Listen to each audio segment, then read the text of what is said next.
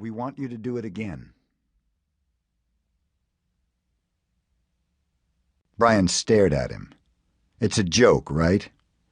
Derek shook his head. Not at all. But I think we should wait for your mother to come home and talk to her and your father. We'll come back later. He turned to leave, and the other two men, still silent, followed him to the door. Just a minute.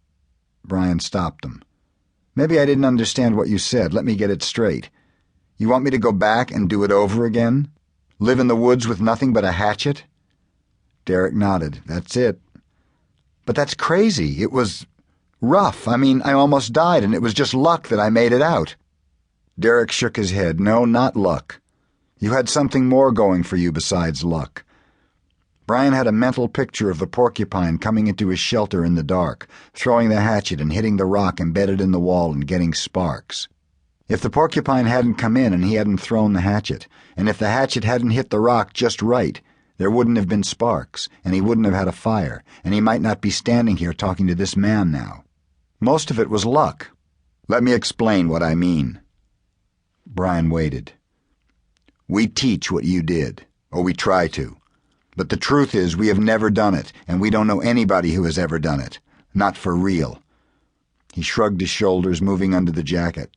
Oh, we do silly little tests, you know, where we go out and pretend to survive, but nobody in our field has ever had to do it, where everything is on the line. He looked directly at Brian. Like you. The one named Bill Mannerly stepped forward. We want you to teach us. Not from a book, not from pamphlets or training films, but really teach us what it's like, so we can teach others more accurately. Brian smiled. He couldn't help it. You mean take a class out and show them what I did? Derek held up his hands and shook his head. No, not like that. Nothing phony. We haven't worked it all out yet. But we thought one of us would go with you and stay out there with you, live the way you live, watch you, learn. Take notebooks and make notes. Write everything down. We really want to know how you did it, all the parts of it. Brian believed him. His voice was soft and sincere, and his eyes were honest, but still Brian shook his head. It wasn't like you think. It wasn't a camping trip. I lost weight, but more than that, I didn't come back the same. And he thought, I'm still not the same. I'll never be the same. He could not walk through a park without watching the trees for game.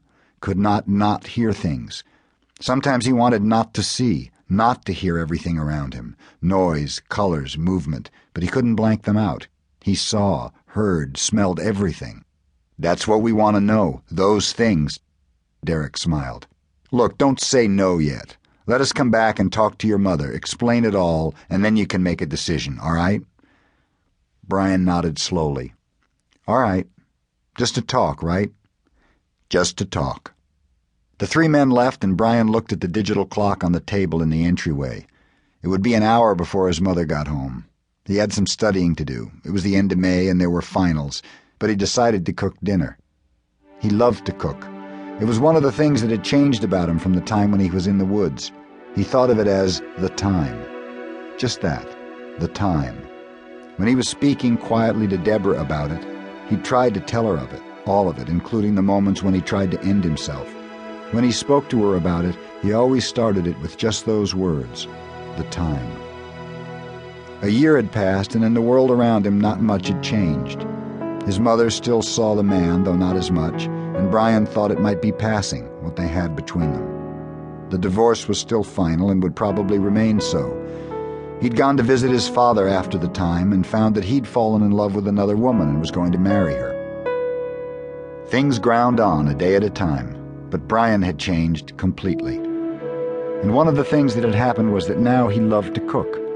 There was something about the food, preparing the food, looking at the food. There was so much of it compared to what he'd had in the woods. He enjoyed taking the food out, working with it and cooking it and serving it and eating it, chewing each bite, knowing the food, watching other people eat. Sometimes he would just sit and watch his mother eat what he had cooked, and once it bothered her so much that she looked up at him, a piece of sautéed beef on a fork halfway to her mouth. What is it?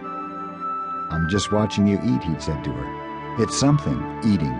Just to see somebody eat, it's really something. Are you all right, she'd asked. Of course he wasn't. Or maybe he was and had never been all right.